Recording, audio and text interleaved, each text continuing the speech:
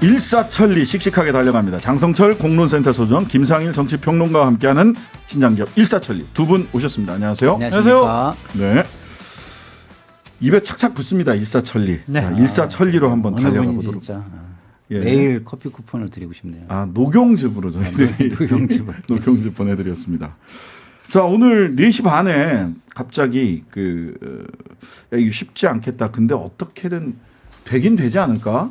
결국 막을 수가 없기 때문에 여당 입장에서는 국정조사 내일 본회의에 올라가면 막을 수가 없기 때문에 어떤 방식으로든 합의가 나오지 않을까 싶었는데 합의가 됐습니다. 그리고 합의문이 발표가 되는데 네. 자, 합의문 내용 뭐에 주목해야 됩니까? 장 소장님 먼저 말씀해 주시죠. 저는 첫 번째 대통령실이 찬성했나? 라는 의구심이 들더라고요. 저도 의구심이 듭니다. 네, 대통령께서는 처음에 경찰 조사하고 그다음에 검찰 조사, 수사가 중요한 거지 수사권도 없는 국정조사로 하면 정쟁밖에 안 돼. 나 국정조사 반대라는 입장을 계속 견지해 왔었거든요. 네. 그런데 대통령이 반대하는 국정조사를 여당에서 받아들여서 갑자기 합의까지 했다?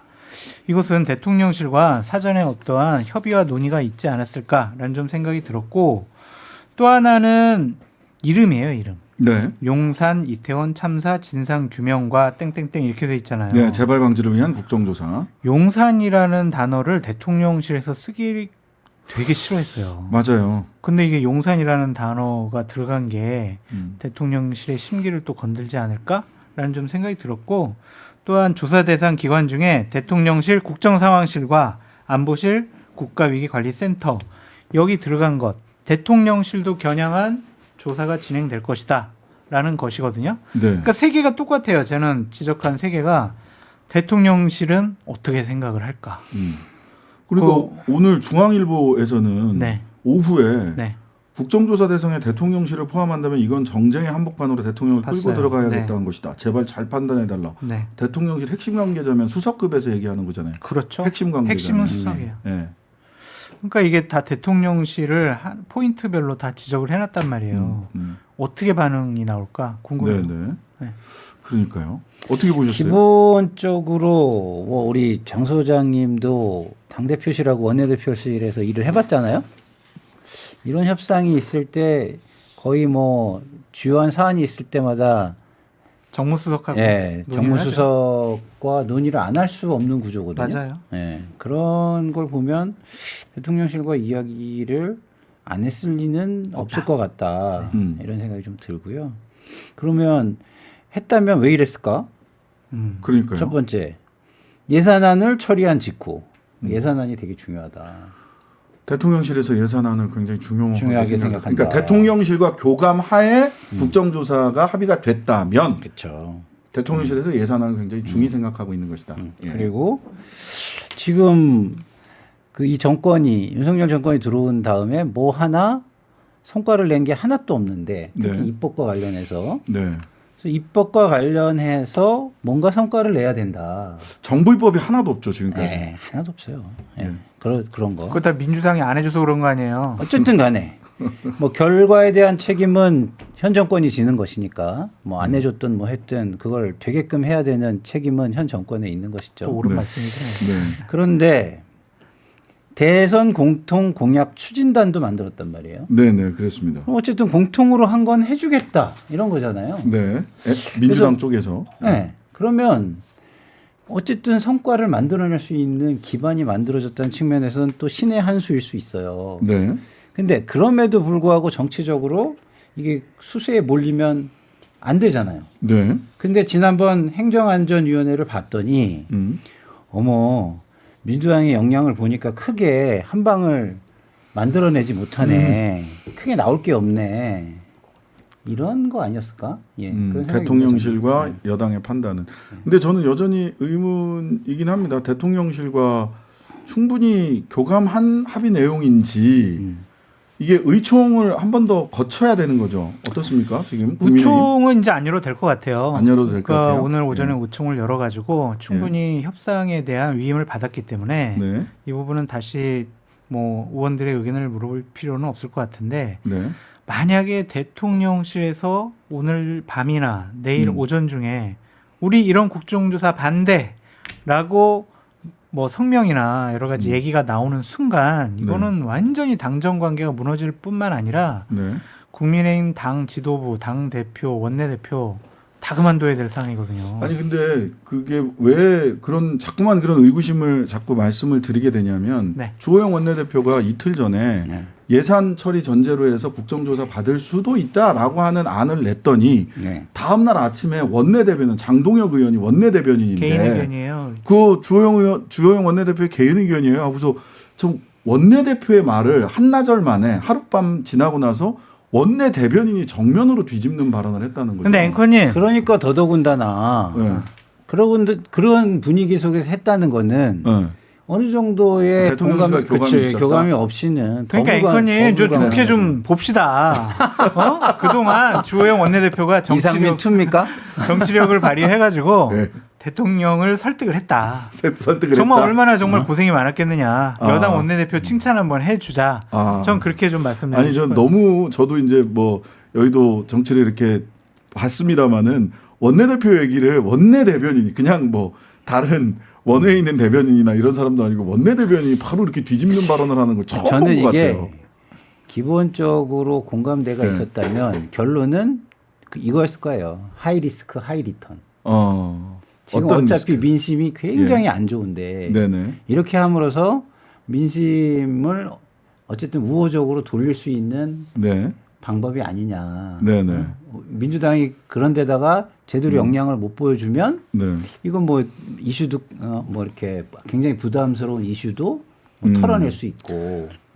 그러니까 이게 대통령실에서 이제 반대하는 입장이 안 나온다면 저는 네. 오늘 이 국정조사 합의를 통해서 국민의힘이라는 당이 대통령실에 일방적으로 끌려다니지 않을 수 있는 가능성이 이제 많아졌다. 네. 지지율도 되게- 상당히 올라갈 수도 있어요. 네, 중요한 네. 포인트가 됐다라고 오늘 봐요. 네네. 그래서 다른 불협화음이나 다른 말이 안 나오도록 지금 위기 관리가 지금 필요한 시점이다라고 말씀드리고 싶습니다. 네. 그리고 국민과 유족의 뜻에 맞는 행동을 여야가 지금 합의를 통해서 만들어낸 거잖아요. 그렇죠. 네. 그러니까 왜 민주당은 왜 예산안 문제를 이걸 가지고 이렇게 쉽게 양보해 줬어?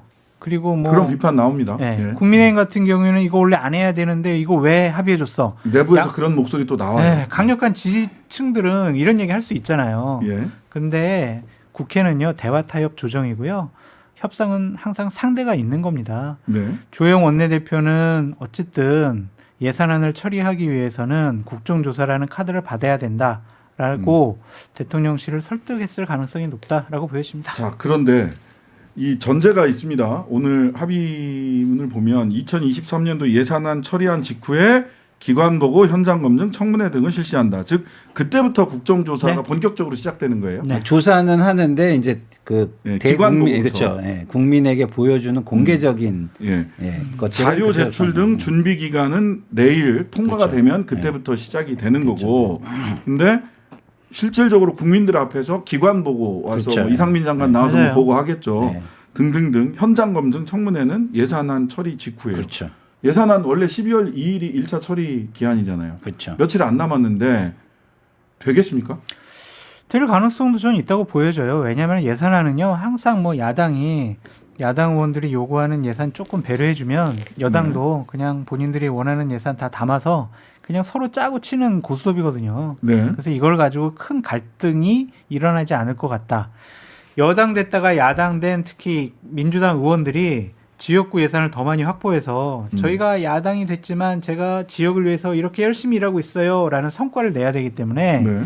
만약에 예산안이 처리가 늦어지거나 안 되거나 또한 대통령실이나 아니면은 국민의힘 쪽에서 아니면 기재부에서 민주당이 증액시킨 예산안에 대해서 동의해주지 않는다면 네. 민주당 의원들은 이거 어떡하지? 큰일 났네. 이럴 수밖에 없거든요. 예산을 지렛대로 해서 어떤 정치 투쟁을 하는 것은 민주당 의원들에게도 부담이다. 부담이죠. 그럼요. 어떻게 보세요? 아니 예. 실제로 부담이에요. 왜냐하면 지금 경제가 되게 안 좋잖아요. 예. 근데 이게 예산안이 통과가 안 되면 내년은 이제 거의 준예산 편성해 가지고 써야 되는데 그렇게 됐을 때에 경제가 내년에 안 좋아지는 거를 민주당이 공동 책임을 져야 되는 네, 상황이 네. 올 수가 있어요. 네. 재정의 역할을 완전히 없애버리는 거니까. 그래서 굉장히 부담이 된다. 그리고 네. 두 번째는 우리 장 소장 말씀하신 대로 또 지역구에 네. 아주 열화와 같은 요구가 있어요. 네. 이런 거는 뭐 꼭 올해 해야 된다. 네. 뭐 이런 거. 예를 들어서 제가 아는 의원 뭐 지역구에는 뭐가 있냐면은 학교 옆으로 도로가 지나가는데 네. 거기에 방음 터널을 해야 되는 방음벽, 거예요. 방음벽. 네. 예. 방음 벽으로 하면 안전에 문제가 생기니까 방음 터널을 아예 해야 방음 돼. 터널 네. 차 네. 도로 쪽에 아예 네. 터널을 만든다. 네. 예. 그런 것들 학부형들이 아주 초미의 관심사거든요. 예. 그런 것들이 있어요. 총선 앞두고 그런 네. 지역 공약, 지역 공약이나 이런 것들이 있잖아요. 해결 안 해주면 네. 큰일 나죠. 그런 것들이 있기 때문에 민주당에도 분명한 건 부담이에요. 이게 부담이다. 상당한 부담이에요. 개별 지역구별로도 그렇고. 개별 지역구별로 봐도. 아니 그리고 그렇고. 또한 예산이 예. 통과 안 돼가지고 예. 꼭 민생 예산으로 투입을 하고 태워야 되는 예산이 집행이 안 되잖아요. 예. 그럼 국민의힘에서는 민주당이요 예산 처리 안 해줘가지고 지금 민생 경제 어려워졌습니다. 라고 하는 빌미 변명도 할 수 있는 거죠. 네. 자 예산 12월 2일이 될지 언제가 될지 뭐 모르겠지만 9일까지 해도 되고요. 예, 뭐 12월 30일까지 12월 31일까지만 하면 되는데 예산만 볼 때 그런 것이고 네. 그럼 언제 국정조사가 할 그때까지 거냐. 미루어진다 이러면은 진짜 민주당 협상 잘못했다 이 얘기 나오지. 예. 그러니까요. 네. 그게 오히려 민주당 입장에서는 네. 예산 협상의 지렛대를 스스로 예. 없애버린 거 아니냐. 족쇄를 찬 거예요. 예, 족쇄를 찼어요. 예산 후에 국정조사라는 말이 민주당 입장에서는 예산을 가지고 예산 정국에서 정치력을 발휘할 수 있는 스스로 무기 하나를 사실은 좀 내려놓은 꼴이 되는 거 근데 아닌가? 여당도 예산안 예, 처리가 빨리 되는 게 좋지 질질 끄는 건 좋지 않아요. 그래서 저는 이 부분 우리가 의심의 눈으로 이것들 어떻게 하지? 막 이렇게 예. 쳐다보는 것이 아니라 예. 빨리 예산안 법정 시한에 처리하고 국정조사 빨리 시작해라라고 근데 정리하는 게 이게 맞죠. 의심의 눈이 문제가 아니라 이 이태원 참사는요 어떤 사안과도 연결 내지는 결부시켜서는 맞아요. 안 되는 거예요. 이런 어떤 조건과도 연결이 되면 안 되는 정말 이거는 국민의 어떤 명령인 거예요. 근데 네. 그걸 갖다가 이렇게 한 거는 조금 뭐 잘했다고 말하기는 저는 좀 어려운 것 같고. 예. 그 말씀은 맞는데 네. 어쨌든 협상은 상대가 있지 않습니까? 네. 아니, 그러니까 이건 협상의 대상이 되지 않는다고 제가 그러면 말씀드려요. 국정조사 안 될 이태원 가능성이 참사. 있어요. 아니죠. 지금 충분히 할 수 있고 민주당 혼자 하는 여론도 국정조사가 뭔 의미가 있겠습니까? 왜 의미가 없어요? 여론이 있는데 네. 여론이 있어도 정치는 민심의 바다에서 떠서 가는 실질적으로 건데. 진상 규명을 할 수 있는 수단이 없잖아요. 네. 그러니까 여야가 같이 하는 부분에 대해서는 우리가 어느 정도 의미를 아니, 인정해야 연야가 돼요. 같이 하면은 진상조사가 더 잘 됩니까? 오히려 증인 그렇죠. 채택하려는 거 방해하고 자료 제출하려는 거 방해하고 오히려 이러죠. 야당이 혼자 하면요 증인 채택해도 안 나옵니다. 경찰청장 안 나오고 고발되죠 그럼?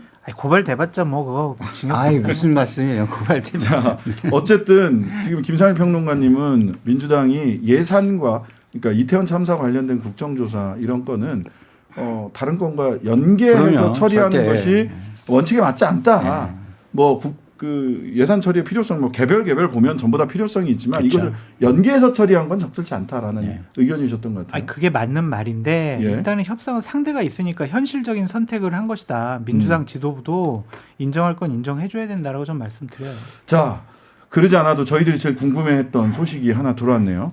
국회 행정안전위원회 이채익 위원장 네 국조 반대. 진짜요? 예.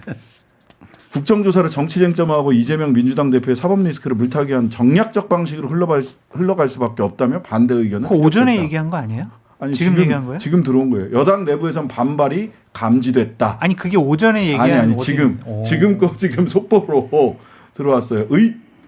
뭐 그런 이야기들을 얘기를 하셨네요. 저런 불협화음이 안 나오도록 주호영 원내대표가 당 의원들 관리 잘해야 됩니다. 오늘 밤이 굉장히 되게 중요해요. 중요한 시점으로 보여요. 오늘 대통령을 직접 좀 통화해서 설득을 해야지 정무수석 통해서 해서는 안 될 것 같습니다. 밤이. 주호영 원내대표가 지금 용산으로 가셔야 되겠네. 가셔서 뭐 만나시든지 아니면 전화를 하든지 해서 이것은 어쩔 수 없는 선택이었다. 뭐 네. 솔직히 국민들이 원하잖아요. 유족들이 네. 원하고 그러면 네. 그대로 해드려야죠. 근데 사실 어제 유족들이 6가지 요구사항을 네. 얘기를 하셨는데 그 6가지 요구사항 중에서 국정조사도 그렇고 저는 세월호 참사 때도 이걸 쭉 읽혀보면 유족들이 희생 유족들이 처음부터 이렇게 조사에 참여하고 관여할 수 있는 길을 열어두지 않으면 조사를 2번, 3번 반복해도 유족들을 납득을 못 시키더라고요. 그렇죠. 예. 근데 계속해서 대통령실에서는 특수본 수사를 지켜보자. 그 다음에 배상하겠다. 뭐 이렇게 얘기 나온다든지. 저는 국정조사 과정에서도 유족들 의견이 잘 반영될 수 있을 거냐. 국정조사를 하더라도 저는 이게 굉장히 중요한 포인트 아닌가 싶어요. 아니 국정조사에는 예. 민주당이 있잖아요. 아, 민주당과 얼마든지 뭐 협업을 할 수 있다고 저는 생각을 하고요. 네. 지금 특수본은 그럴 수가 없잖아요. 예. 이 정권의 그 울타리 안에 있는 거니까. 근데 저는 우리 윤석열 대통령실이 착각하면 안 되는 게 특수본이 잘 막아주겠지 이렇게 하면 어떻게 됩니까? 특수본에 대한 불신이 생기겠죠. 네. 근데 특수본의 불신으로 끝나는 게 아닙니다. 정권에 대한 불신으로 이어지는 거예요. 그것은. 그래서 그렇게 생각하면 굉장히 오판이 될 것이다. 네네. 지금 국조에 최대한 협조를 잘 하고 그러고 난 다음에 뭐 그 외에 뭐 조금 더 전향적인 모습을 보여주는 것이 지금의 지지율을 극복할 수 있는 가장 좋은 방안이다. 근데 좋은 말씀이고 저도 한 말씀 드리면 그러한 참사 앞에 자꾸 정략적인 정무적인 판단, 이해관계 들어가서는 안 된다. 네. 오로지 유족들의 한을 풀어주고 국민의 의구심을 풀어주는데 집중해야 한다라고 말씀드립니다. 네. 그래서 정진석 비대위원장이 어제 유족들 그 34가족 희생자 34분 의 유족들이 이제 기자회견을 했는데 유족 일부의 의견이다 이렇게 말씀하시는 거는 이게 근데 이제 그런 좀 부적절한 말씀도 하셨지만 예. 오늘 예. 유족들의 마음이 저의 마음과 똑같습니다. 네, 특수본 수사가 제대로 진행이 안 되면 네. 국조해야 되고요. 특검까지 해야 됩니다. 그래서 유족들의 의구심을 다 풀어줘야 됩니다. 알겠습니다. 라고 좀 국민 눈높이에 맞는 말씀을 해주셨으니까 그 부분도 좀 인정해 주세요. 기대를 해보겠습니다. 네, 네. 아니 도대체 일부냐 전체냐가 뭐가 중요해요 여기서. 단 한 분이라도 그런 저기가 있으면 들어드리려고 그럼요. 노력을 해야죠. 맞습니다. 네. 아까 이채익 의원 얘기는요. 네. 합의 이후의 얘기는 아니네요. 오전 이전 의청 얘기. 끝나고 나서 그럴 거예요. 이전 얘기. 의청 끝나고 나서 저는 반대입니다라고 네, 네. 세게 맞아요. 한번 얘기하셨네. 그러니까 합의 이후의 반응을 지금 아마 기자들이 불이 나게 취재를 하고 그러겠죠. 있는 것 같은데요. 말씀대로 이 합의가 유지되려면 대통령실의 태도가 가장 중요해 중요해요. 보입니다. 네. 예. 주호영 원내대표가 용산으로 달려갔는지 모르겠습니다. 자, 장경태 고발건도 얘기를 해보려고 했는데 이거 뭐 넘어가고요. 더 큰 형사 사건이 있으니까 더 큰 형사 사건 얘기를 좀 해보시죠. 이재명 대표를 향해서 수사의 칼끝이 겨눠져 있다. 이건 뭐 누구도 부정할 수 없는 것 같습니다. 예정된 수순이죠. 예, 예정된 수순이에요. 아니 검찰이 정진상, 김용 잡으려고 지금 이 난리를 부리겠냐고요. 네네네. 이재명 당대표 잡으려는 거죠. 자, 오늘 그래서 결과적으로 이게 이재명 대표 소환, 기소, 유죄 뭐 이 세 단계가 있을 것 같습니다. 그 전에 하나가 더 있을 수도 예, 있죠. 뭐가 있습니까? 체포영장이라든지 구속영장. 뭐 소환도 안 하고 바로 가기는 어려울 것 같은데. 아니, 그러니까 뭐 여튼, 그럴 수도 있죠. 예, 어쨌든 인신과 관련된 네. 이재명 대표의 인신과 관련된 조치를 포괄적으로 생각을 해보고, 가능성은 별로 없지만 그럴 가능성도 있다. 네, 그다음에 기소, 그다음에 재판 결과 예. 세 단계가 있을 것 같습니다. 긴 시간이 필요할 겁니다. 최소한 기소는 간다. 기소는 간다. 예. 그리고 재판이 진행이 되면 여러 가지 어려운 점이 나타날 건데 네. 대장동 하나로 기소되는 것이 아니라 네. 자칫 잘못하면은 성남 FC 또 하나는 쌍방울 후원금 뭐 변호사비 쌍방울. 대납 예. 뭐 지금 선거법 위반 관련해서는 지금 기소가 돼서 재판 받고 있잖아요. 네. 기소권이 한두 건이 아닐 것 같아요. 네. 어떻게 보십니까? 향후 어떻게 전개될까요? 한번 예상을 글쎄요, 먼저 좀. 지금 뭐 현 정권은 그 부분을 약한 고리로 보고 있으니까 다음 총선까지 제가 볼 때는 우리 정치 검사님들께서 일부 정치 검사님들께서 기획을 잘 하셔가지고 제가 볼 때는 공천 분위기가 막 뜰 때쯤을 기점으로 잡고 가장 큰 뭔가를 터뜨리려고 할 것 같아요. 그럼 한 1년 후인데요. 아니, 저는 그럴 것 같아요. 한 1년 후. 그게 뭐 기소가 됐든 아니면 뭐가 됐든 간에 뭐 그 전에 뭐 소환이나 이런 거 쭉 하면서 이렇게 뭐 이렇게 보여주기 하고 뭐 하고 그러겠죠. 왜냐하면 당이 공천에 관심을 가질 때가 네. 당 대표를 공격하기 가장 좋은 시기예요. 분란. 왜냐하면 공천은 그렇죠. 자기의 문제이기 때문에 그렇죠. 네. 그때 들어가면 자기의 당대표가 나를 공천 주겠다고 하지 않는 한 다른 사람들은 다 딴소리 할 수 있는 시기거든요. 그래서 저는 그때쯤을 뭐 기점으로 해서 기획을 만약에 하시는 분들이 있다면 그렇게 하지 저는 않을까. 김상일 평론가님이 결정적인 실수를 했다. 뭔데요? 검찰이 지금 그 생각 못 하고 있었는데 아, 그래요? 김상일 평론가님이 생각을 해가지고 그럴 수 있겠다라고 생각할 수 아니 있을 것 뭐 같아요. 얘기는 여의도에서 돌아다니는 얘기는 검찰은 속도를 내고 싶어하는데 네. 국민의힘에서 좀 네. 늦춰서 저랑- 김상일 평론가님 같은 그 시기에 해야 된다라고 국힘 쪽에서 얘기한다 이런 여의도 이야기들도 있던데 들어보셨어요? 하여간 뭐 저는 뭐 그 얘기 못 들어봤는데 네. 끊임없이 이재명 당대표에 대한 사법적인 리스크 아이템을 달리해서 계속 지속적으로 흠집내고 공격할 거예요. 네. 그것이 단순히 이재명 당대표뿐만이 아니라 민주당 전체, 진보 진영 전체를 겨냥한 것이다라고 볼 수밖에 없는 것이고 그것은 결국 김상일 평론가님 얘기하셨던 것처럼 총선 승리를 위해서 우리가 잘하지 못하더라도 자 민주당은요 선택하시면 안 될 비리 의혹 집단이에요. 돈에 문제가 많은 사람들이 많아요. 이런 식의 이미지와 인상을 주려고 할 거다. 그 프레임에 가두려고 할 것 같아요. 그래서 저는 이재명 당대표의 수사를 그렇게 속도를 낼까? 전 개인적으로는 좀 의구심이 있어요. 예. 저는 그 소위 말하는 이정근 리스트. 네네네. 거기를 사무부총장. 예. 거기를 먼저 손을 대서 아 민주당이 이렇게 썩었어 라는 이미지를 구축하는데 더 열을 올리시지 않을까. 이정근 민주당 사무부총장이 뭐 돈을 받았다 사업가로부터 그리고 네. 그 사람 그 이정근 사무부총장한테 돈 줬다는 사람이 노웅래 의원한테도 돈 줬다. 그렇죠. 그다음에 오늘 노영민 의원도 뭐 돈 받았다. 그러니까 다 비명계예요 또 그렇죠. 흔히 예. 얘기되는. 예. 그럼 이게 실제로 민주당을 친명 비명 할 것 없이 똘똘 뭉치게 할 거냐 아니면은 뭐 또 누군가 그림 그리기 환쟁이들 얘기는 그렇게 해가지고 땡겨 나오게 하려고 하는 거다 뭐 이런 얘기도 있어요. 근데 지금 친명 비명을 말씀하시는데 제가 파악하는 민주당은요. 예.